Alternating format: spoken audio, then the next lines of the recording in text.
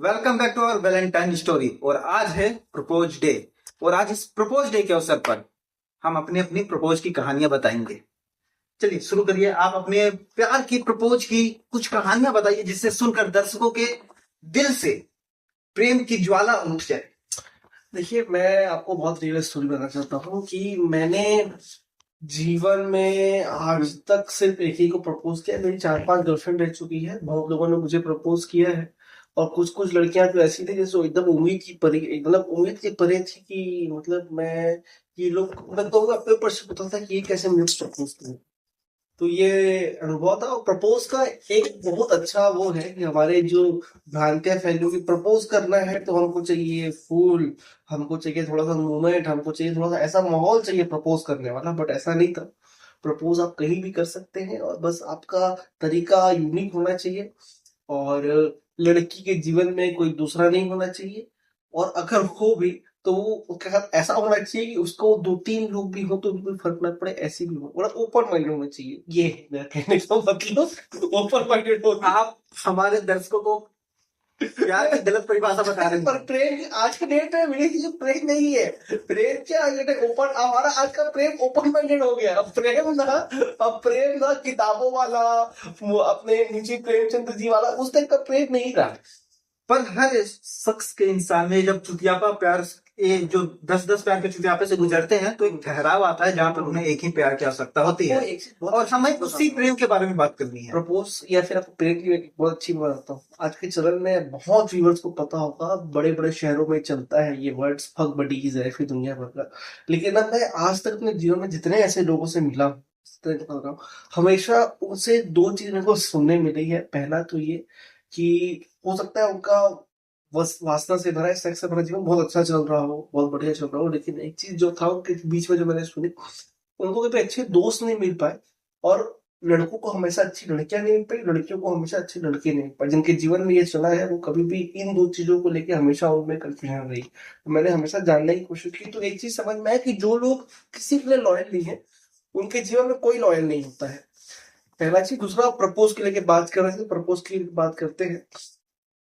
Propose का ऐसा है विनीत जी, जब मैंने शुरुआत की थी तो हमारा तो जो पहला वाला प्रेम था प्रपोज वाला, तो चिट्ठी वाला होता था यार। उस टाइम में बच्चे, फोन नहीं था घर में, तो क्या बोलते हैं उस टाइम तो जियो भी टाइप का ये जियो का हाँ, 2009-10 तभी पुराना नहीं है। 14-15। हाँ, 14-15 के आसपास की है, 13-14 के हाँ, आसपास। जियो क्रांति 2016 में आई हाँ, है। जियो क्रांति में उस टाइम आया नहीं था, तो उतना पता था नहीं पापा मम्मी के भी अकाउंट में था कि मैसेज से बात कर सकते।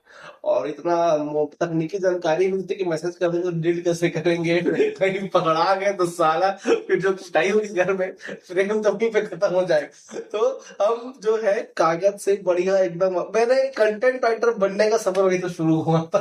क्या चिट्ठी करूं, क्या करूं? तुम्हारी जुल्फे मानो खटी छाया, मतलब इस तरीके से लिखते थे बढ़िया कि मजा आता था। वो आज भी बहुत सारे वर्ड्स याद है मेरे को उसके, जो मैंने लिखता था। तो करीबन कागज से लिखते थे कि जब आज यहाँ मिलना है, आज वहां मिलना है, यहाँ तक कि टाइम बताने के लिए भी लिखते थे कि इस टाइम को इतने सेकंड में वहां पहुंच जाऊंगा, तुम भी इस टाइम के इस सेकंड में पहुंच जाना। चिट्ठी कैसे ट्रांसफर करते थे?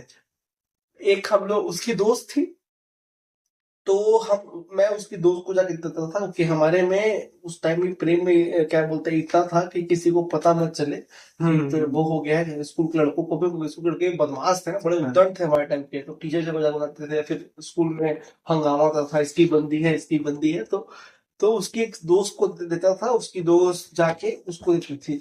लेकिन जिस चीज का डर था वही हुआ, उसके नाम से तो बदनाम नहीं हुआ था, उसके दोस्त के नाम से बदनाम हो गया। इन दोनों का चक्कर चक्कर। और भाई साहब उसके भाई को भी पता चला, फिर प्रपोज अपोज तो सब खत्म है साला। तो खैर वैसे ही प्रपोज भी हुआ था कि चिट्ठी में लिख के उसको भेजा था मैंने। और फिर वो पढ़ी थी और फिर वो बताया उसने, ठीक है हाँ। हाँ, मैंने जी, तो आपका अनुभव कैसा रहा है इस मामले में प्रपोज को लेके? प्रपोज का अनुभव बताऊं तो मेरा बहुत बुरा रहा है, क्योंकि मैंने जिससे प्यार किया मैं उससे इजहार करने से, मतलब इजहार क्या करने से, उससे मैं बात करने से इतना घबराया। सालों साल मेरा इंतजार गुजरता रहा। आखिरकार एक दिन आया जब मैंने उसे व्हाट्सएप पर मैसेज किया। क्या लिखा व्हाट्सएप पे? आई लव यू मेरे को लिखना बहुत चीप लगता है। हम्म। मतलब जब तक आप उस पर डायरेक्ट लगता था किसी कि अभी भी लगता है। नहीं, डायरेक्ट आप किसी को आई लव यू कैसे बोल सकते हो यार? बताना पड़ता है कि आपको देखता हूं या फिर आपसे बात होती है तो मुझे अच्छा लगता है, मैं आपसे बात करना चाहता हूँ, मेरा प्रपोजल यही तरीका है। अब मैं आई लव यू बड़ा अजीब लगता है। फिर हाँ, जब हमारी गहरी बातें, हम लोग रोज रेगुलर बातें करने लगेंगे तो एक दिन हो जाएगा कि मैं प्यार करता हूँ तुमसे। आई लव यू मेरे को चीप लगता है, मैं तुमसे प्यार करता हूँ, ये मेरे को अच्छा लगता है। तो मैं अपनी स्टोरी सुनाता हूँ। तो काफी दिन इंतजार करने के बाद मैंने कुछ हिम्मत जुटाई और मैंने व्हाट्सएप पर मैसेज कर दिया। हम्म। मेरे हाथ पांव कांपने लगे, ऐसा लग रहा था जैसे कि मैं किसी का मर्डर करके आया हूँ।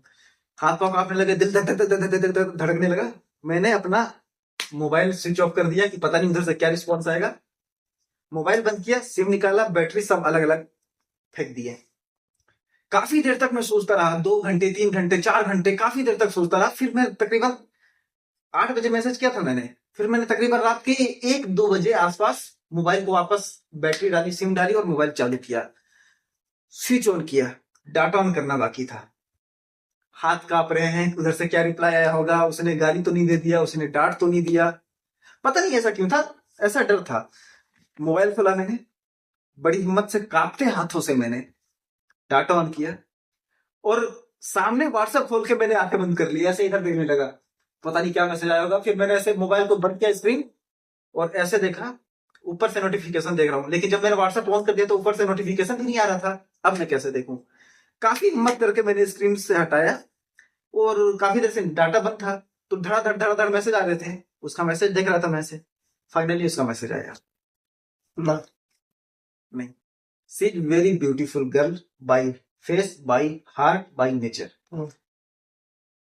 अब वो उसने मना नहीं किया, मतलब एक्चुअली मना ही किया है, क्यों मैं इतना घुमाऊं, उसने मना ही किया, लेकिन उसने बड़ी प्यारी बात कही। अब मैं बोल ही दूंगा कि बड़ी प्यारी बात कही तो उसको पता चल जाएगा कि उसके बारे में बात कर रहा हूँ। तो मैं बात क्या थी वो नहीं बताऊंगा, मोटा मोटी एक बात बताते रहा हूँ। काफी 2-3 बातें उसने कही थी। एक बात उसने कही थी कि हम हमेशा दोस्त रहेंगे और काफी अच्छे रहेंगे, और आज भी दोस्त हैं। हालांकि अब बातचीत उतनी नहीं होती है क्योंकि हमारे पास बात करने को कुछ बचा ही नहीं रहा अब।